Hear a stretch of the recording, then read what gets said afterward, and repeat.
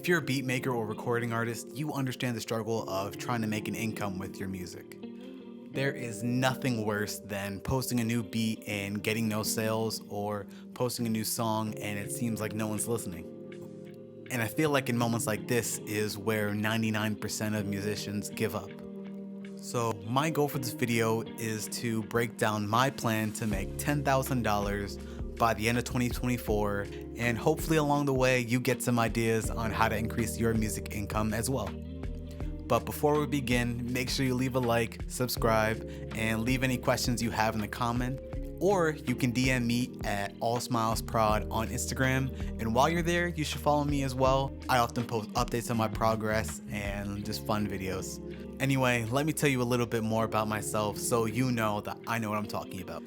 Hi, I'm Myles, and for the past 2.5 years since I graduated from the College of St. Rose with a degree in music, a college that doesn't exist anymore, I did a whole video on that you can watch after this. I've been grinding away as a freelance music producer. In the beginning, making income wasn't even on my mind. This was during the summer of 2021, so peak COVID, and I just had a lot of free time on my hands. I was able to have fun making new beats every day and experimenting with new sounds. I started off by making lo-fi hip-hop beats because that's just all I listened to while I was studying in college. And spending all that time creating tracks of my own was a really eye-opening experience, because when I first got to college, I never thought I'd be able to record, let alone produce full songs by myself. Of course, I know that's what I was going to school for, but it was still a wild thought. But then towards the end of my senior year, I started producing pop tracks for some of my friends' senior projects, and that really got me excited about producing for other people. Thus, All Smyles Productions was born. Eventually, I started posting my beats on YouTube, and the views weren't rolling in quite yet, but I just had so much fun putting out my work and actually getting feedback on it.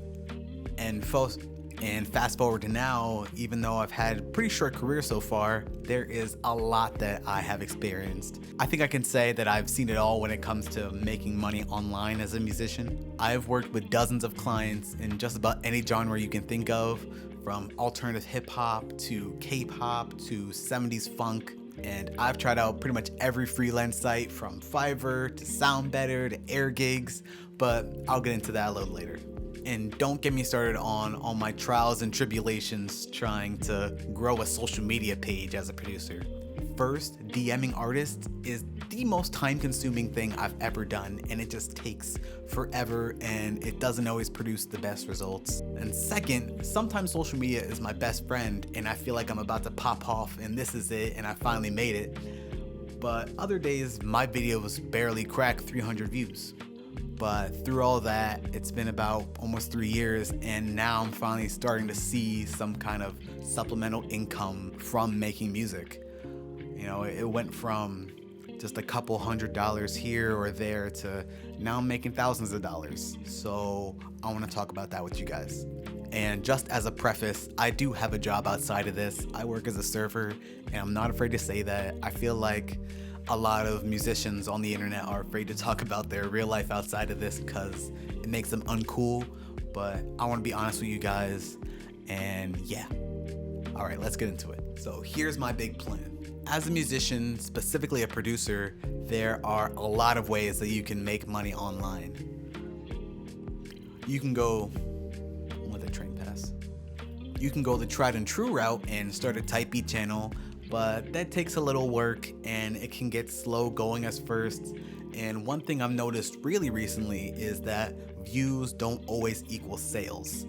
This one I like a lot. If you have a strong local music scene, you can start a home studio, start going local shows, start messaging people on Instagram. And this is my favorite way to build an audience and start building up a client base. You can create online content like I'm doing now and try to build out a larger audience that way.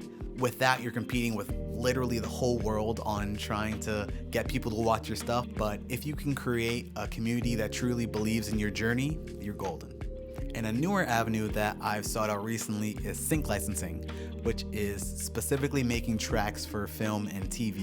This can be very lucrative, and I'm very excited to start doing it. And there are so much more, the list is literally endless. Let me know in the comments which of these methods you've tried and how they work for you. In 2024, I started implementing just about all of these methods into my income plan, and I've seen exponential growth in terms of paying clients coming my way. And I want to help you find that same success for yourself. A lot of these tips are geared more towards instrumental music, but if you also write your own songs or rap or sing, that is even better.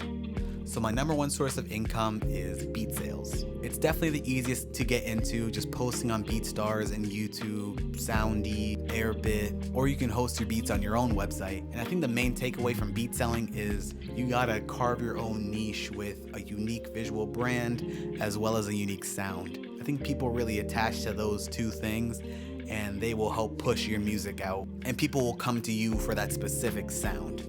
Number 2 is custom beat sales. This is my favorite to do because I get to work with clients one-on-one, and it's really fun helping them bring their visions to life.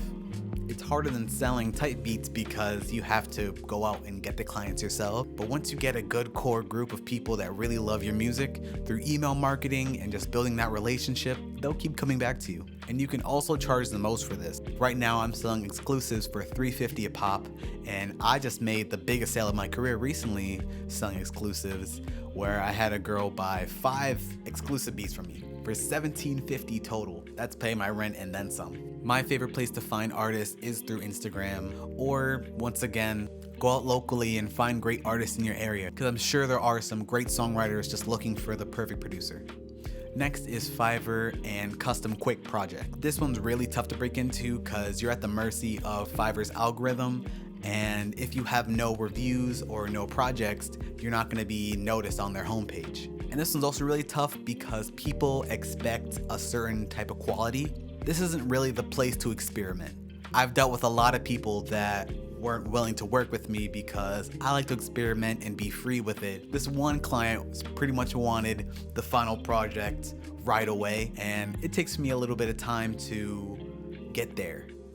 I need time to experiment, to make mistakes, to learn what they like, and they were in too much of a rush for me. So actually that project fell apart, but I learned a lot from it. Here I charge anywhere from $30 to $150 for a project, depending, because I do, simple custom type beats to I recently just did a full orchestral arrangement for a gospel song.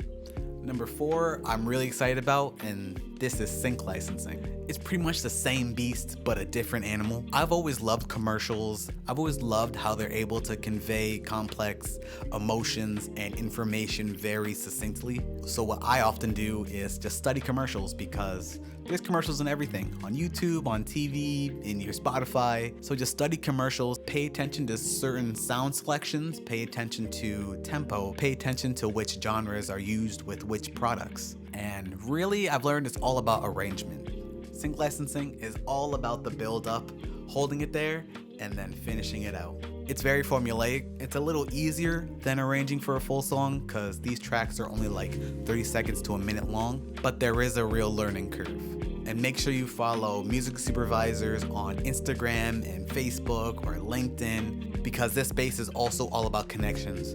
Go to conferences, make connections online. Once you've made like 5 to 10 tracks, make a compilation album and send it out to different music libraries or sync agencies and see what happens.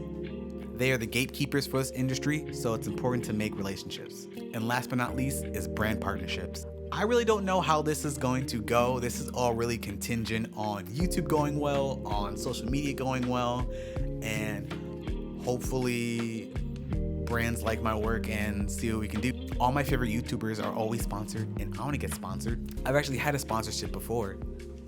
I did a product review for the SonarWorks plugin, and they sent me these really nice headphones that I use pretty much every day. So I have done brand deals in the past, but those were a couple years ago, and I want to start getting them more consistently now.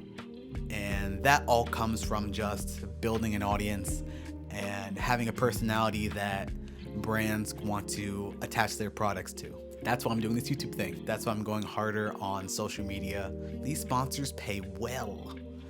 Easily $5,000 per video, and I'm trying to get on that wave because that would pretty much supplement my income and I'd be able to quit my job. Yeah, that's the goal. That's how I feel like you made it when you start getting brand deals. Not in a sellout-y way though, just in a it's cool. You know, you feel like it's also kind of like a